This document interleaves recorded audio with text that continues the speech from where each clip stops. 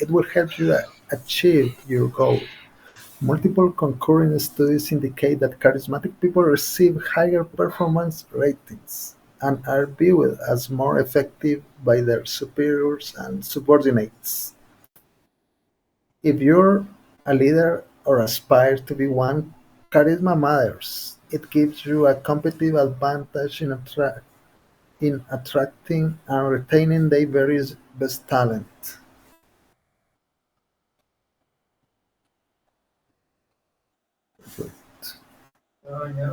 Wait, wait, I lost your team and your company.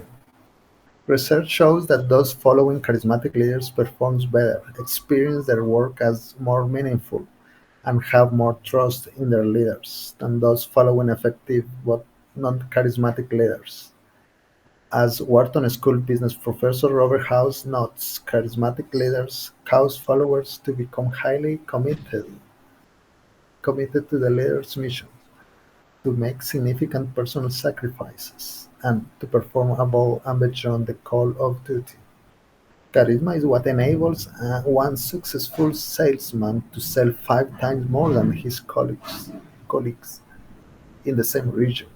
It's the difference between entrepreneurs who have investors banging on their doors and those who have to beg the bank for a loan.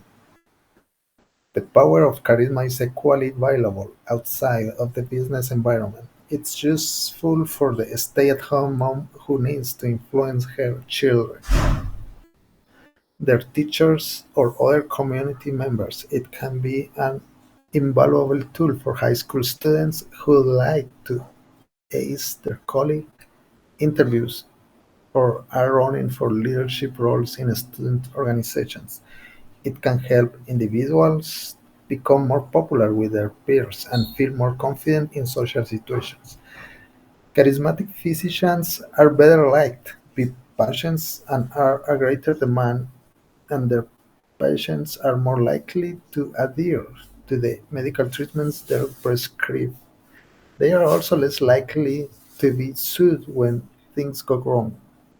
Charisma matters when in research and academia. Charismatic individuals are more likely to get published, to attract research funding from industry grants, or to teach the most desirable courses. The professor who is always surrounded by admiring students after lectures, that's charisma too.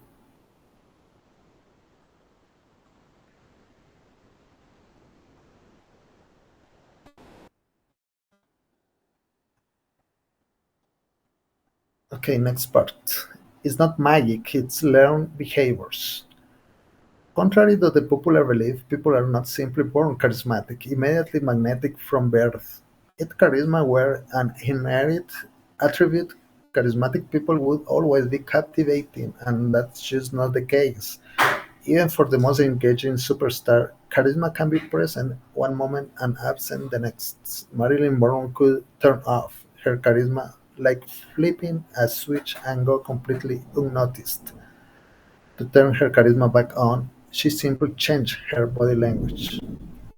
As extensive research in recent years has shown, charisma is the result of specific nonverbal behaviors, not an inherent or magical personal quality. This is one of the reasons why charisma levels fluctuate.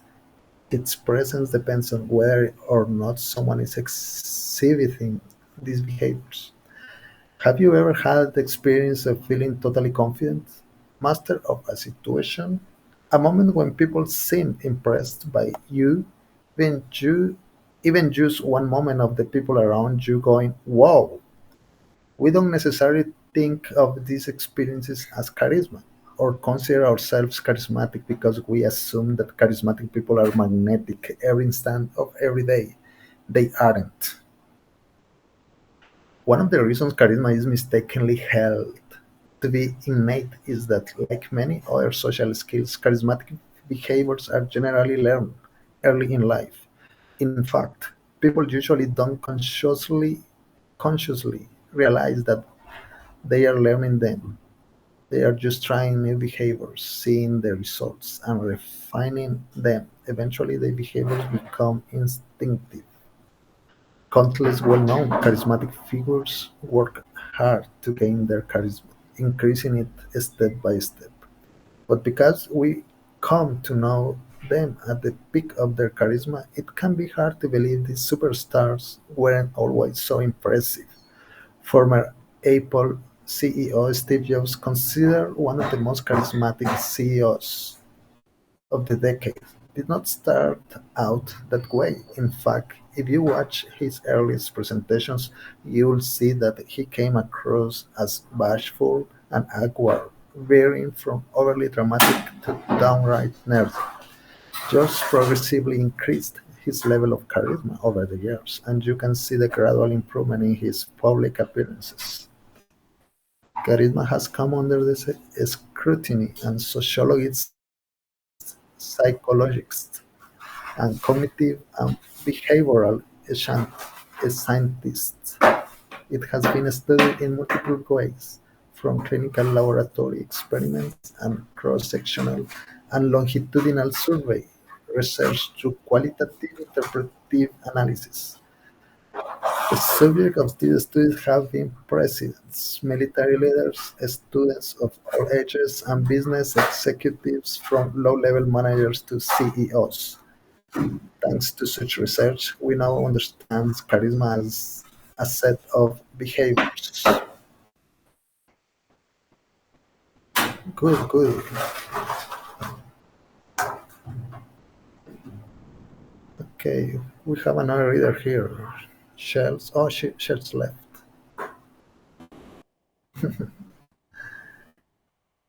Okay, let's continue with the next part. What does charismatic behavior look like?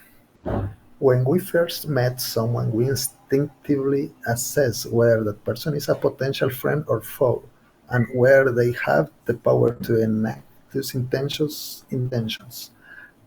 Power and intentions are what we are aiming to assess. Could you move mountains for me? And would you care to do so? The- To answer the first question, we try to assess how much power he or she has. To answer the second question, we try to assess how much he or she likes us. When you meet a charismatic person, you get the impression that they have a lot of power and they like you a lot. The equation that produces charisma is actually fairly simple. All you have to do is give the impression that you possess both high power and high warmth. Since charismatic behaviors project a combination of these two qualities, fight or flight, is the power question friend or foe? Is the warmth question a final dimension underlies both are these qualities? Presence, when people describe their experience of seeing charisma in action, whether they met Colin Powell, Condoleezza Rice, or the Dalai Lama. They often mention the individual's extraordinary presence. Presence is a single most requested aspect of charisma when I'm coaching executives. They want to increase their executive presence or boardroom presence, and they're right to focus on it. Presence turns out to be the real core component of charisma, the foundation upon which all else is built.